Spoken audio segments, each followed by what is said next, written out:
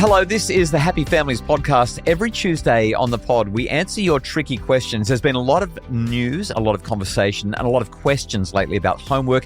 Today, what do you do with a 9-year-old who's just uninspired, doesn't want to do homework? Oh, we're going to cut this one in half, though, because there is brand new, fresh news out of the United States where Meta has been taken to court.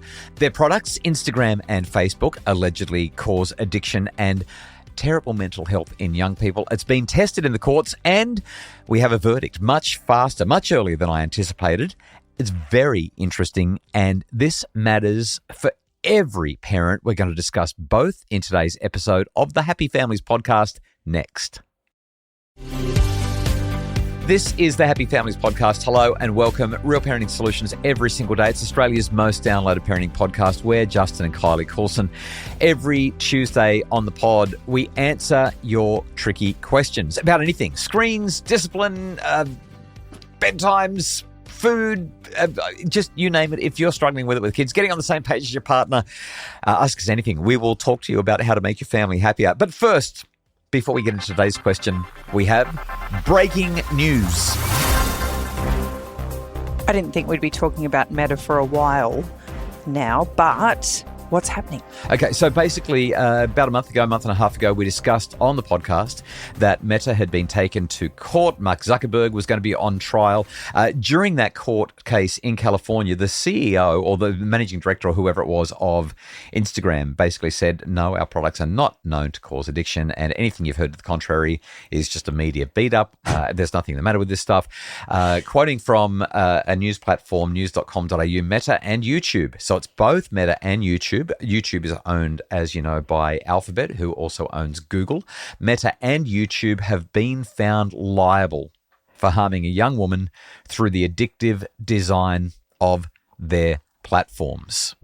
The landmark decision could set a precedent for hundreds of similar cases after a now 20-year-old woman accused the tech giants of intentionally addicting her to the apps, causing anxiety, body dysmorphia and suicidal thoughts. The court has ordered the companies pay a total of $3 million in damages. This is huge. It's really big. This is... Yep. And I get the impression it's going to set the precedents for cases that will follow. Well, potentially. The lawyers for the plaintiff, that is the lawyers for the person who was accusing Meta of and YouTube, Alphabet, of being addictive and creating the mental health challenges that they experienced. The lawyers said accountability has arrived. A spokesman for Meta said that they respectfully disagree with the verdict and would weigh their options. In other words, they're going to appeal. So this is definitely not over. But you're right. The reality is evidence continues to point in the direction, increasingly, that among many other things, increased social media access is associated with really, really damaging issues for many people when it comes to their mental health. I didn't think that it would be found. I thought there would be too many complicating factors. I didn't think this outcome would be achieved, and you can quote me on it because here's what I said in that podcast. The challenge here is the burden of proof. How do you prove that it was social media? How do you prove that it was the persuasive design elements? How do you prove that it was intentional and inappropriate behavior by the social media platforms that has created the mental health problem that you're dealing with? That's going to be the challenge. And of course, the whole justice system is you're innocent until proven guilty. Therefore, the burden of proof is on the person who says that they are aggrieved. They are the plaintiff in this case. Can I just say, I'm so happy.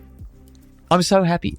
It's a slap on the wrist from a fine point of view. $3 million is what they've been fined. So not really much of a challenge. But the big news is that these companies may be forced to redesign their products to make them safer for people to use without brain rot, without decreased cortical development. That is, brains are literally thinning. In fact, there's this thing called the Flynn effect. The Flynn effect is basically IQ tests. We have to keep on updating IQ tests because people are getting smarter. We have to keep on changing them because since we've been measuring IQ, the last 120 years, people just generation to generation are getting smarter and smarter every single generation, but we want to keep the IQ mean of 100, so therefore the IQ tests have to be updated.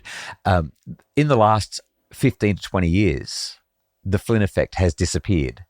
The new generations are not getting smarter. And I think a huge part of it has to do with the way that we're now using technology.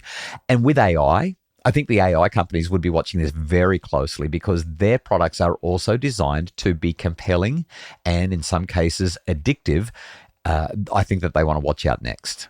Do you foresee this will have any kind of flow-on impact to the way parents respond to children's screen use? I hope that it does. That's why I'm talking about it today on the podcast, because when you get a court saying this product, this algorithm, Meta, Alphabet, and we can look at a whole bunch of others as well. TikTok, I'm looking at you. Roblox, the games as well, because they're designed with similar persuasive design principles. When courts are actually saying there is now sufficient evidence for us to fine this company millions of dollars, $375 million in damages. They sought $2.2 billion, by the way. They got $375 million in damages. When we as parents hear that the courts are now finding these companies guilty of something that is unconscionable, of intentionally designing products to addict, that should make every parent sit up and say, yeah, we've been talking about it for ages. Okay, let's do something about it. I really hope it does. That's why we're talking about it. The reality is I don't think that it will. And I say that based on the number of parents who show up when I do a resilience night versus the number of parents who show up when I do a screen addiction night. Knowing how courts work and the idea that they have to prove that they've been... You've got to prove guilt. Well, unlawful, not morally corrupt, but unlawful. Right. This feels like a completely moralistic challenge as opposed to lawful because they haven't essentially broken any laws. Yeah, so here's what they were found. They were found guilty specifically of the following. They were found negligent in the design and operations of their platforms, negligent design, failure to warn. So the jury found that both companies knew or should have known that their services posed a danger to children. They were found guilty of creating addictive design features. So the successful argument was features like infinite scroll, autoplay, and excessive notifications are deliberately designed to create addictive all-day usage. And in another case, it's just happened where they've been found guilty as well in New Mexico, violating state law, misleading users. Meta was found to have misled users about the safety of Facebook, Instagram, and WhatsApp regarding how safe they actually were on the platform, enabling exploitation. The lawsuit accused Meta of facilitating child sexual exploitation through its platform's design features, which helped connect predators with minors. And like I said, in one of them, there was about $3 million of damages, and the other one, $375 million in damages.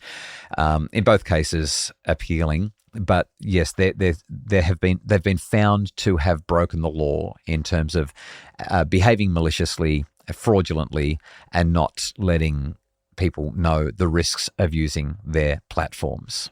Well, we can only hope that we have some more positive outcomes for families and that people start to actually really take notice. Yeah, it just act. Highlights why that social media minimum age legislation matters so much. It also highlights the urgency in making sure that the companies are doing it. And we all know that they're not. I ran a bunch of presentations last week all over Victoria, and parents consistently were saying, my kids are still on these platforms, even though they're supposed to be off. Like, the eSafety Commissioner is not biting hard enough here, and these platforms are not complying with the relevant legislation at all. Let's hope that this fight continues. Okay, after the break, question about homework that every parent of a 9-year-old will want to hear.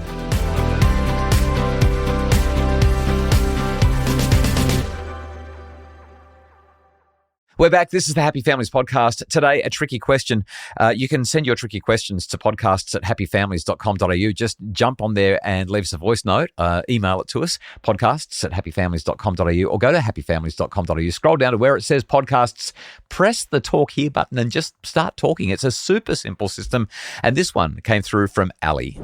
Hi, Justin and Kylie. I have a 9-year-old daughter. She's in grade 4, and we really struggle with homework motivation. We put it off unless I really encourage her to do it. She feels like it is unnecessary and boring, and she is not interested in it at all. We have had conversations about forming good habits and how it's more about revision and helping us to learn, but still, year after year, we come up against a bit of a brick wall. She doesn't want to do it. How can I have conversations with her when I know myself I used to leave my homework to the last minute. Any help would be greatly appreciated. Thanks. I don't think Ellie's going to like us very much. No, I think she's going to love us very much. This one's so easy. So a couple of weeks ago, we did another Ask a Tricky Question episode on homework. And let me restate very briefly what we said. If your kids are in primary school, stop worrying about it. Ali, you hated it. Why did you hate it? I mean, obviously, Ali can't answer me back, but just pause for a moment. Why did you hate homework when you were in primary school? Here's the answer, because if you understood how to do it, it was boring. And if you didn't understand how to do it, it was demotivating, frustrating, and you and your parents would start fighting about it. But not only that, I've been sitting in a chair for 7 hours. Let's do overtime, kids. Seriously, I'm a kid. I just want to come home, hang out with my friends, or play in the backyard, eat some ice cream, whatever. So the only thing that I would say is worse than homework is spending the afternoon on a screen. Okay, so if you've got the choice between doing homework and rotting your brain on a screen, I would say get the kids to do the homework. But let me quote from the 2019 parliamentary inquiry into homework in Victoria. It was a significant inquiry that addressed approaches to homework in Victorian schools. It was conducted by the Education and Training Committee in Victoria's Parliament. And what they found is, number one, there's a whole lot of variable practices between schools, across schools in Victoria and around the nation. The inquiry found that the quality of homework had a much greater impact on student learning outcomes than the amount of time spent on it. The committee also noted that there was limited quantifiable evidence and research available regarding how effective homework actually is at improving student achievement or attitudes towards learning. The very short version of all of that is to say that the committee couldn't find any reason for us to be doing homework with primary school age school students. I wish I could hug them. Yeah, there just is no evidence that homework is benefiting your child if they're in primary school. The global evidence on homework suggests that if your child is in high school, then maybe 1 to 2 hours a day, particularly in the upper years of high school, will be associated with academic outcomes, so long as they're actually doing the homework and not pretending to do homework while they're scrolling through TikTok and Instagram. So, Ali, a really easy one. Take the pressure off. You didn't like it. There was a reason for it. It was a waste of time. Your children don't like it. Your 9-year-old doesn't like it because it's a waste of time in that grade. There is one caveat, one exception, one carve out here, and that is reading. Read. Yeah, but don't read for a certain amount of time. Just read because it's good. Read because that's what we do. Read because reading is fun. Don't read to colour in the colour chart or the colour wheel or any of that stuff, because that turns Or if your child's not interested in reading, read to them. It doesn't matter how old they are. Yeah. Just get them involved in reading. So the thing to bear in mind here is if you want your children to do well at school, we're talking here about motivation for schoolwork, we're talking about interest in learning, and we're talking about academic outcomes. Reading, unstructured activities, playtime, and time with family. They're the things that are going to have the biggest impact on their academic outcomes, especially in these primary school years when they're supposed to be kids not pulling a second shift after they've done a full day. I know this is all about academic outcomes, but ultimately we want our children to live purposeful, happy, fulfilling lives. Great last words. Ali, thanks so much for the question. If you have a tricky question, hit us up with it. Podcasts@happyfamilies.com.au or happyfamilies.com.au. Scroll down to the super simple system where you press the record button and start talking, and we will have more tricky questions for you next week. The Happy Families podcast is produced by Justin Rulon from Bridge Media. Mim Hammonds provides additional support for the pod. And if you're looking for more information and resources to make your family happier, visit happyfamilies.com.au.